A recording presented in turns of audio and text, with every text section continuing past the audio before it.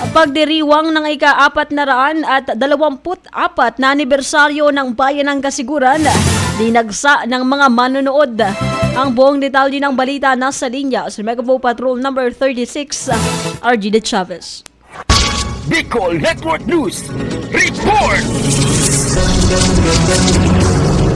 Isang masayang pagdiriwang ang naganap sa Bayan ng Kasiguran kagabi sa unang opening salvo ng 424 founding anniversary, kung saan dinagsa ito ng libu-libong manonood ang konsyerto ng bandang Juan Carlos at Mayonnaise. Ayon kay Police Major Marmay Fartinka, hepe ng Kasiguran Municipal Police Station, naging mapayapa ang unang gabi ng pagdiriwang bagamat nagpatupad ng mahigpit na seguridad sa bayan. Dahil sa nasabing pagdiriwang, sinabi pa ni Police Major Fartinka na walang naitalang insidente sa unang araw. Kaugnay nito, naka-alerto ang Bureau of Fire Protection, Municipal Disaster Risk Reduction and Management Office at mga barangay official para sa kaligtasan ng lahat. Samantala, nakatakdang isagawa ngayong Oktubre 2 ang Grand Pasalinggaya sa pier site ng nasabing bayan. Sa darating naman na Oktubre 3, magpapakitang gilas din ang bandang Lapis at Brown Revival.